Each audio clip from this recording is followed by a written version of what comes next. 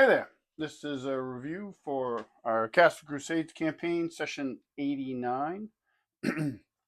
uh, we started the session before we really started playing. A little behind the scenes stuff. I spoke with the players about their campaign goals, like their personal goals for like their characters, what they want to see done. The reason I did that is I'm trying to progress the campaign to a finale. And in my head, I have that finale being by the end of next year. So a lot more sessions and stuff going on. And I wanted to make sure like I knew like what they were really interested in and what they would like to see done. There's some stuff that, as I explained to them, that probably won't see completion because the characters that were more closely involved with those things aren't able to play anymore. Like Barry is a good example, like his lycanthropy, because that was one of Sprawl's things, was seeing him cured. But we probably won't get into that unless something changes and my buddy Dave can return to the table. He's busy with some real life stuff. Nothing bad, but his life's keeping him busy. So he isn't able to play. So we went over that. And Sprawl's number one thing was finishing his temple. So that's something that can be accomplished. Should be no problem that I can think of, at least right now. Um, Cosmo had a few things. Some sort of resolution with the ambassador, the entity that has been plaguing him and his brother's Roscoe's spirit, soul, have you not, what have you. And he also wants to see his gambling den built in the city of Dornball. So all pretty cool things. Yeah, we'll have to take a look at that. Lork, he wants to know more about the tattoos that he got after when he was raised from the dead, and when Morgana and Ravlunda met him, basically kind of in the afterlife thing, and wanted to know if he wanted to continue. And when he did, and he came back, he had two different ravens tattooed on his forearms. So he doesn't know what those are about. So, and he has a larger goal of he wants to expand the Wolves of Arden to where they basically have chapter houses all over the country and are there for the people to call upon if they need help or with whatever, like monster invasion, stuff like that, stuff that the Wolves of Arden get involved in. But he wants to expand them so there's many more of them than there is now. So yeah, so that's what we went over at the beginning. So those are things for me to keep in mind to try to work into the game as we progress through the campaign. So on to the play. We picked up where we left off. We have Lork, Cosmo, and Bodhild flying back from Dor Kolgarak, the fire giant stronghold, and in pursuit are two fire giants on massive wyverns, these ancient wyverns. And we did a little Google thing first to figure later on in the game to figure it out, but a fire giant weighs about 7,000 pounds. Like they are huge individuals. They're a little bit smaller, I think, in Castles and Crusades, but I actually do like the way D&D does giants, like the size of them and stuff. They should be huge, and I kind of go by those physical descriptors. So these wyverns are massive. I mean, they can fly around with, at least 7,000 pounds on their back. So they're pretty big. So they're in pursuit. The party, thankfully for them, though, they with the spell that Sprawl had cast on them, they have actually a little bit better fly speed than the wyverns do. So they're able to keep a little bit ahead. But they are gaining. Like the wyverns are, tripling their move, and the party's trying to do that too. But so I think they ultimately make the decision. Lork makes the decision that he wants to fight them before they get to where Sprawl and Bruin are held up at the Manticore nest. So he basically turns and attacks, and this was a pretty good little fight. There's some damage back and forth. And they're moving closer to the party. And when they do that, Sprawl, sends up his Arc of Lightning spell, which is this crazy spell from the adventurous spell book that was pretty much a clutch spell throughout the session. Um, Doing lightning damage. He's hitting them with lightning. Bruin's actually, after the first couple pooch rolls of mine, he starts laying into the wyvern because they're the easiest thing for him to hit with his oath bow. He has his brother's oath bow, and he starts using that. And Bruin actually puts that to really good effect because he ends up getting the killing blow on both the wyverns in this battle. And Lork does a ton of damage. He's built to fight giants, like that's his whole thing. So he has a sword that does it. He's a ranger. His favorite enemy is giant. So he is set up to fight giants. So he lays into the giants pretty well. I think he took a little bit. He did take some damage from they're throwing javelins at him as they're riding. Um, but and one of the wyverns that gets brought down like crashes like before Bruin and Sprawl, and there's a great like he just craters once we figured out the weight that these things would have to be. Like he just craters into the ashen earth and the big dust clouds and debris and all that stuff. It was really cool little fight. We did it all the whole session actually theater of the mind, so that's why you only see two books. We didn't really use terrain. We didn't use terrain in this session. They get together. They're reunited after both the giants were killed and the wyverns, and they come up with a plan. They need to make haste, and they know actually that they're being pursued on the ground as well. They saw or heard um, giants coming from the stronghold, so they're coming across the land. They know they're not going to be able to outrun on ground the giants. So Sprawl's got enough, I think, energy or spells left to cast that fly spell again that he uses. I don't know what it's called, but he can't cast it on everybody. So they ultimately come up with a decision that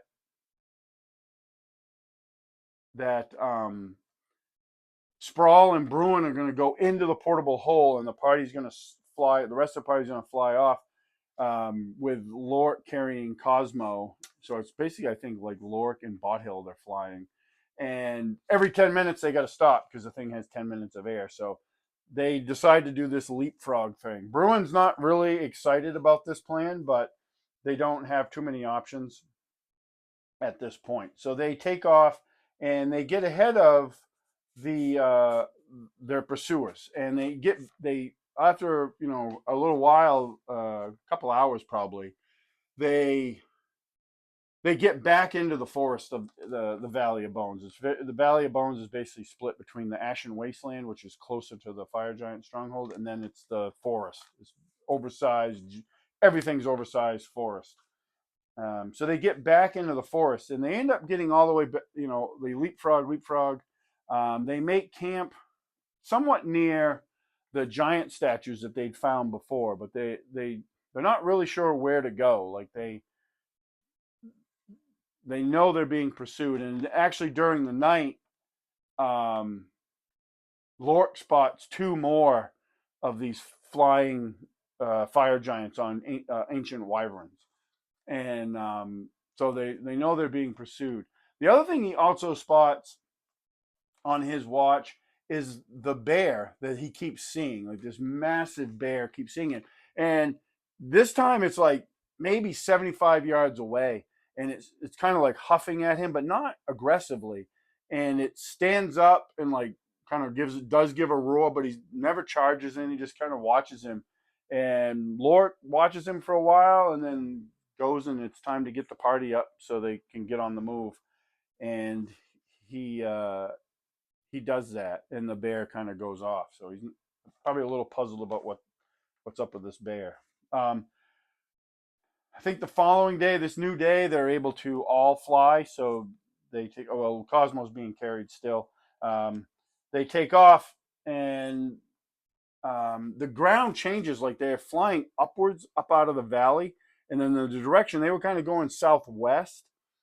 It dips like into another like little like valley of gulch. So they actually are going to leave like the cover because they're going to fly above it because the ground drops, and they spot a fire giant flying above them, and they kind of leave that cover of the canopy at the same time and fly up underneath the giant. And they've learned from the past, they immediately just start attacking the wyvern because the wyvern's the easier target. And um,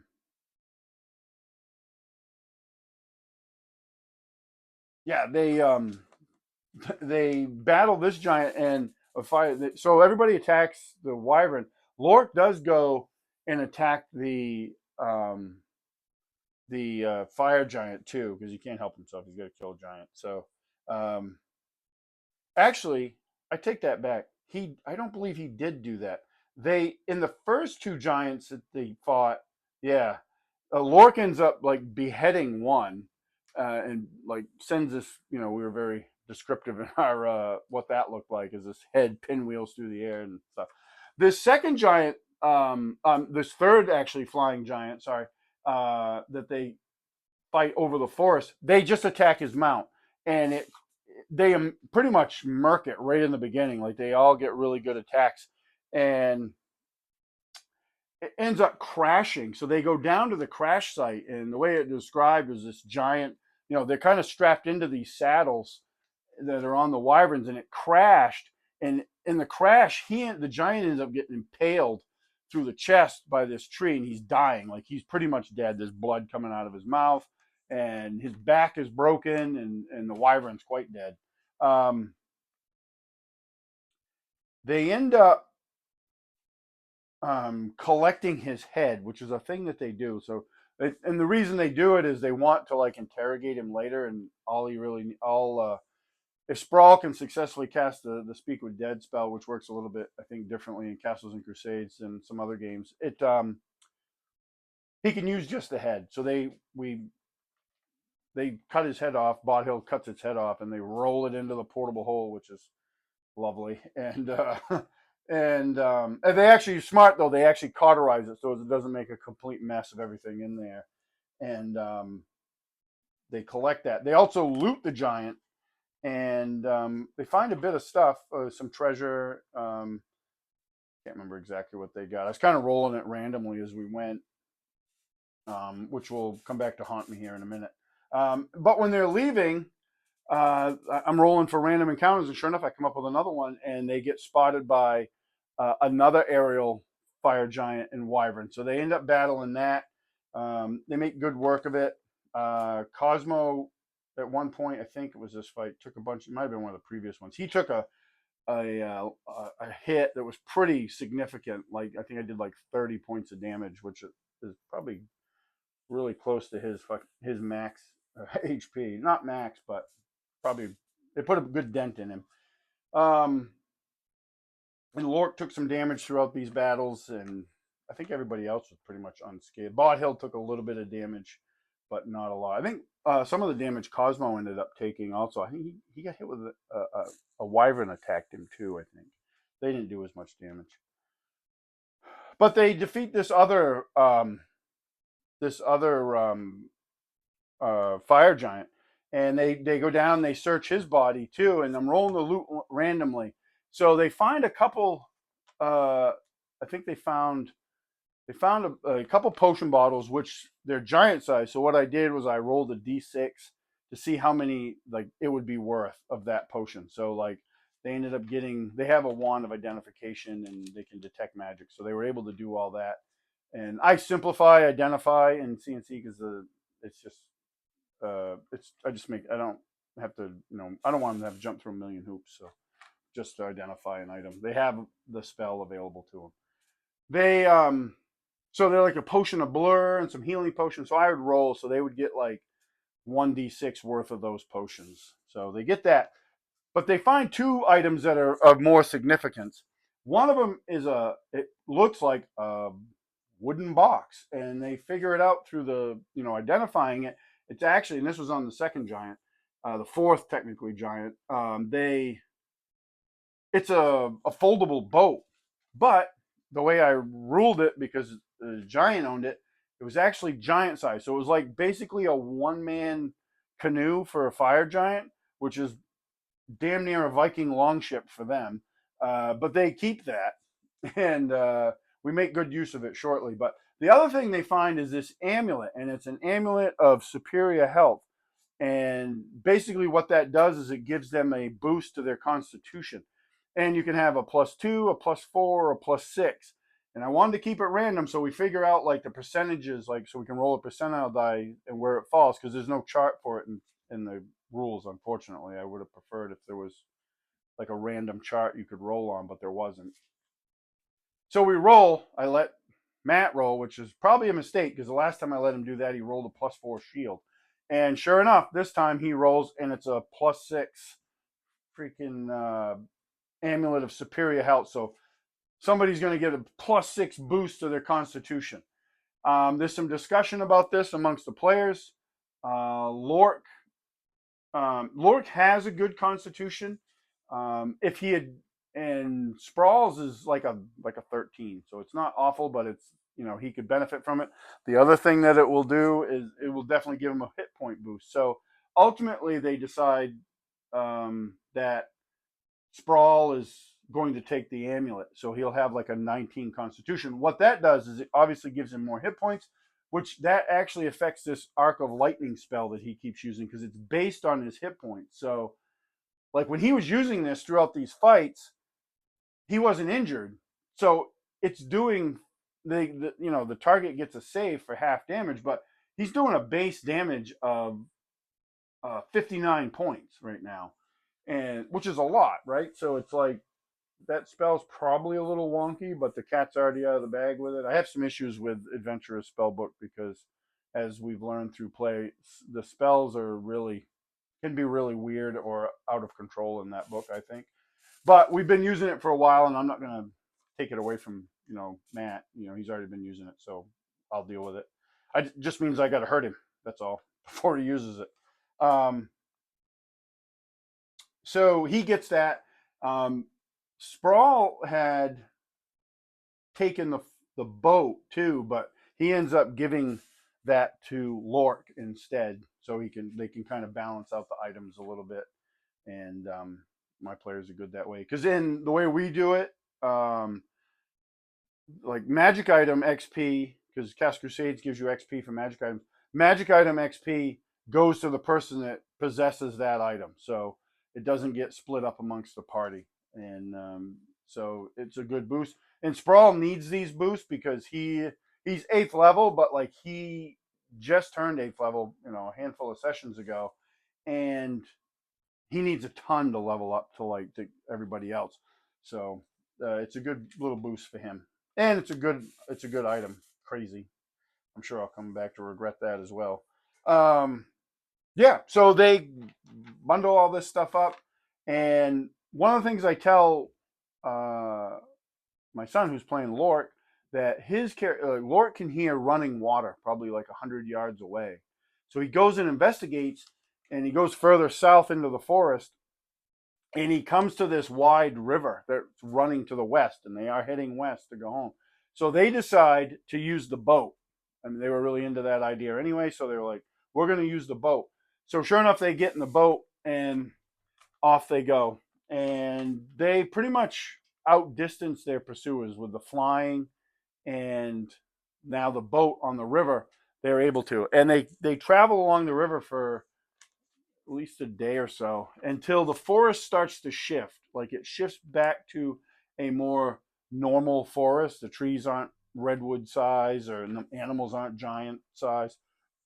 They're in a more normal forest. They also see a mountain range to their north, and Lork's able to determine that they are on the southern side of the Edendor Mountains, which is way south of where they started from. So they also realize they actually realize this just before I reveal it to them, that they are entering the territory of the Firbolgs, which are southwest of Iredale Stronghold. And I had to do some research. This is session 89. Back in like session 30, they met Firbolgs, and not all the characters met them, but Lork was one of the ones that did meet him. And they have like this not alliance, but it's basically like a peace thing. Like you stay out of our lands, and we won't bother you. That's the Forbogues' attitude. They just don't want to deal with the outside world, and they're very protective of their lands. Now they know they're in Forbogue territory. The lake, the river they're on is dumping out into a lake, and sure enough, they see Forbogues like hunting and fishing along the shore, and they're approached by the Forbogues and basically told, you're trespassing, and you need to come with us. And there's probably a half a dozen or more Forbogue giants, and they agree. They don't put up a fight. They don't want to fight with the Forbogues. They agree to follow them, and that's where we ended the session. They're bringing them. The Forbogues are bringing them to their king, their chieftain, who's a Forbogue named Dag. And like I said, they've met some of the characters. Lork has met him before. I don't think Sprawl has, and I think Cosmo has. I got to check my notes again, but I think Cosmo was there for that. I know he was. Cosmo was there for that meeting. So Sprawl was not. He was actually a prisoner of the Bugbears at that time. That whole session, way back in session 30, was all about retaking Iredale Stronghold and rescuing Riska and Sprawl. So, yeah, no. Sprawl needed to be rescued. Riska was dead. Might have been just Sprawl they rescued, actually. I don't. I got to look at my notes. It was so long ago. Yeah. Anyway, so that was our session for session 89. One of the things we did do is in session 88, because I give out the XP every session, just so I keep track of it easier, and the players get a little bit every session. In session 88, Cosmo actually got enough XP to level up. We didn't do his level up because we ended it kind of on a cliffhanger. So we did it now. He's had a couple full rests and stuff, and we don't use like training. I never have, even as a kid, we never used it. So we don't get into that part of it. It's kind of like you on the job training. So you learn as you go. And so yeah, so Cosmo is 10th level now. He's our first double digit character as far as levels go. Um, Lork is really close. I think he's within like 6,000 of hitting level 9, and I think Sprawl's got like another 100,000 to go, so it'll be a while before he gets to level 9. So we did a little bit of talk about like the end campaign, like if I do end it, if it does end by the end of next year, I mean that's 30 something sessions, but right around 30 more sessions. It's not a hard and fast rule. It's just kind of a tentative goal of mine to bring the campaign to a conclusion. And so we were kind of like trying to figure out roughly like what levels the characters will be. Like Cosmo will probably at this pace he'll easily be like 12th level because he needs the least amount. This was his last level where he actually gets to roll for hit points. Um, it's a fixed amount after this, and Lork. Lork will, he'll reach 9th level probably in the next few sessions, and then will he get to 10th?